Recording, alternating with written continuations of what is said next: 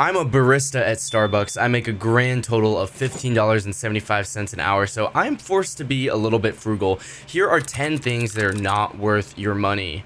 And if you make it to the end of this video, I will give you a bonus habit that can save you hundreds in a year. This is going to be a little controversial, but number one is concerts and conventions.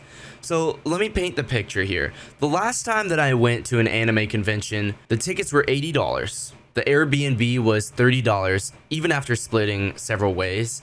I spent God knows what on cosplay materials. It was $50 in the artist alley and dealer's room, and it was $30 on food.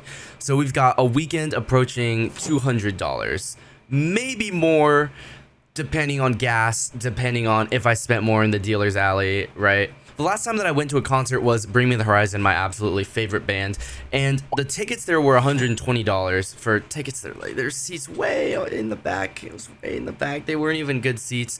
Getting into the mosh pit, God forbid, would have been $500 to $700, I think. So anyways, the ticket was $120. The Uber back and forth was $50, right? Once again, we're approaching a singular evening where we're dropping $100, $200, $300. I'm not anti-fun here. I'm not saying let's just stop going to concerts and conventions, but I think that the average minimum wage worker is getting priced out of these experiences unless we really intentionally save up for them.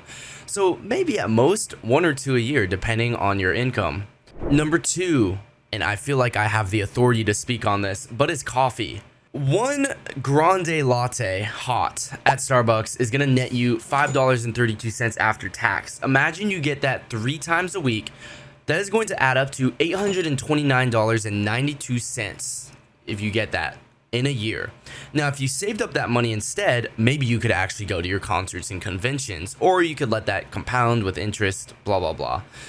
Bagels are like $2.85 at Starbucks when they're $1 each at Food Lion. You just need to heat them up yourself. These are all things that you can make at home, and they will save you hundreds in the long run. Number 3 is eating out and DoorDash. Now, a 6-inch combo in my area from Subway is $7, and a Big Mac combo at McDonald's can get to be over $10.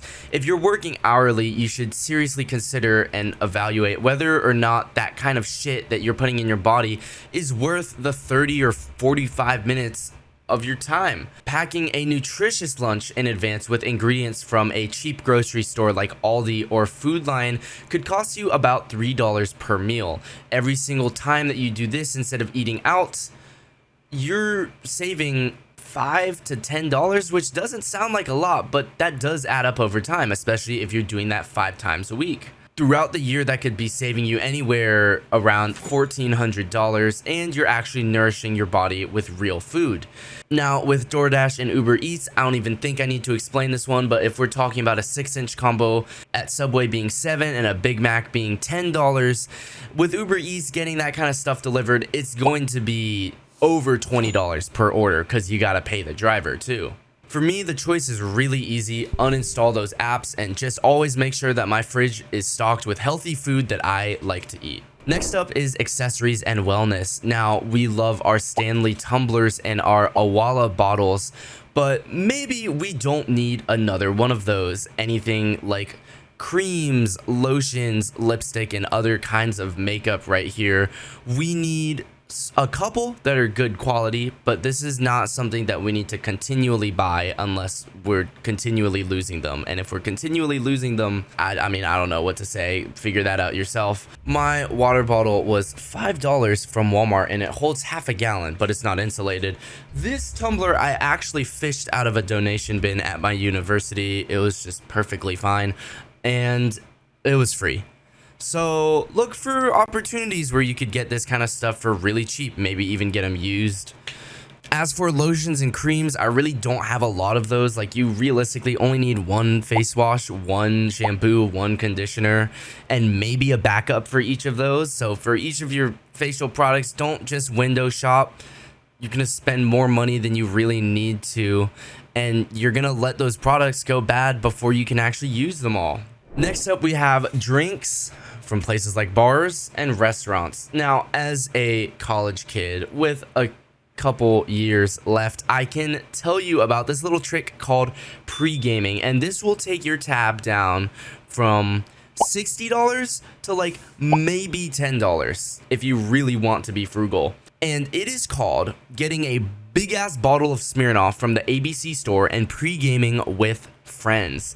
Now, I've found personally that drinking with a close-knit group of friends is a lot more fun than going out to places like clubs and bars anyways. I mean, yes, we still have to like meet people, we still have to be a little bit social, but getting drunk at the pregame before you actually go out means that you won't be spending as much money on a cocktail where you're paying like $10 to $15, or if you're on the cheaper end looking for just a shot, maybe $4 to $6 for a singular shot, versus you can get a $18, I think $18 bottle of Smirnoff at the ABC store, which brings the cost per shot down to like cents instead of dollars.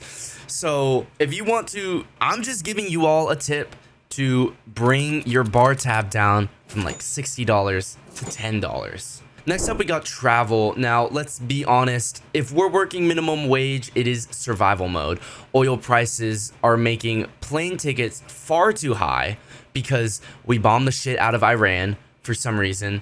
I don't know. Politics aside, in this tax bracket, there's not a lot of wiggle room to travel. If we want to travel one day and not go into debt, we should probably be finding ways to get our money up, aka be building skills that increase our income or starting side hustles or whatever. I think the best we can do here is probably just a little weekend road trip to the beach or the mountains.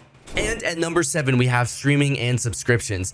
As of July 2026, I just checked, Netflix and the ad-free tier is $20 a month. Disney Plus is going to be $19 a month, and Hulu is going to be $19 a month. Now, if you get these with the ad supported tiers, it's going to be anywhere from $8 to $10 a month, I think.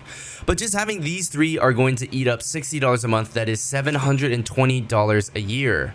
What I would suggest is maybe watch a little bit more YouTube, but also what I wouldn't suggest is that you go on a website called Free Media Heck Yeah and find alternative ways of streaming these same movies and TV shows that you love and cherish so dearly.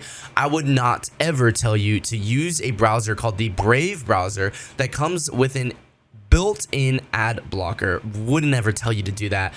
Do not use this built-in ad blocker to explore these alternative ways of viewing your favorite movies and TV shows. Do not use this Brave browser to protect yourself from clicking wrong links, because those wrong links won't even be existent. Don't use this browser to block the random pop-ups that will come up when you use these alternative websites. And that's all I'm going to say about that. Next up is thrifting and Depop. Now, thrifting used to be this cool and quirky thing, and you could get clothes really cheaply and shit, but now it's not even cheap anymore. I'm not saying don't thrift at all. I'm just saying this is nowhere near what it used to be. I'll go there and I'll find clothes that are only a few dollars cheaper than what they are new. And I think sometimes I would honestly just rather have something new with the peace of mind that it's new. It's really fallen off lately. All of the thrifting shops in my area either don't have very interesting items, or they don't have items that fit me, or it's just not as worth it as it used to be. The other side of this coin is Depop. I think this is a new platform that kind of popped up along with Gen Z. I'm not really familiar with it. I haven't used it, but what I've heard from it is that the shipping costs will add up. Now, from what I know, this is a peer-to-peer thrifting thing. So you can, it's kind of like Facebook Marketplace, but you can like ship your used clothes directly to someone else. I would be very careful about this. Every single one of my friends who has this app has complained to me about how addicting it is. Be careful not to buy stuff that you don't need.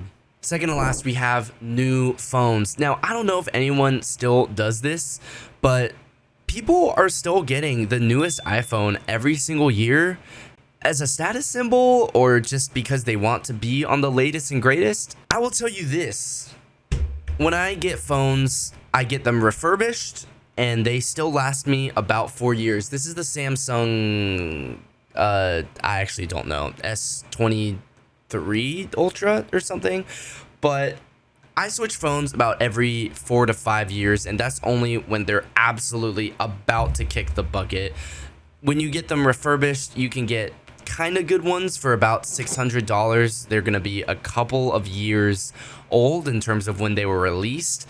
But listen, if it was made in the past decade, its hardware is probably good enough. You need this thing to make calls and to send messages and to occasionally scroll like TikTok or Instagram Reels or something and like play Clash of Clans or Candy Crush or whatever the kids are playing these days. We do not need to have the newest iPhone 17e Pro Max Vision Ultra Pro Max Ultra. No, we don't need it.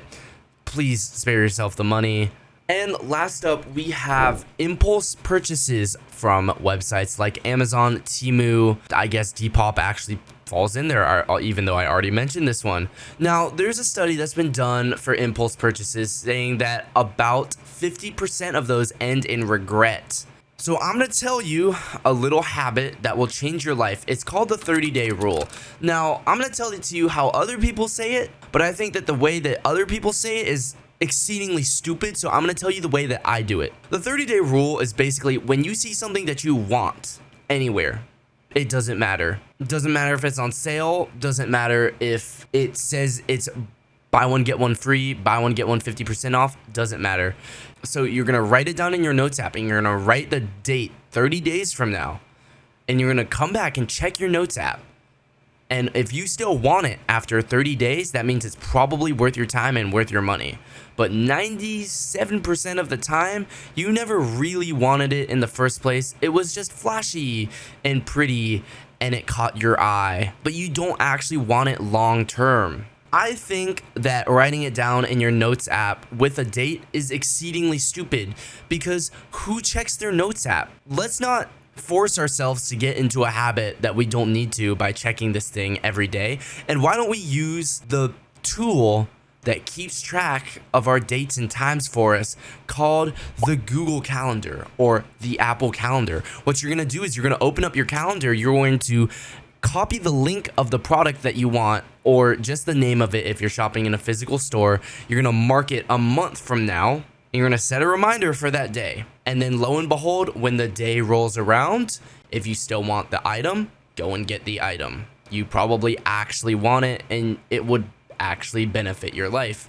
And if you don't want it, take it off your calendar and forget about actually buying the item. Cutting down on your impulse purchases is going to save you hundreds over the long run. If I missed anything on this list, comment it down below for a part 2. Also comment down below if you plan on cutting any of these unnecessary spending out of your daily habits.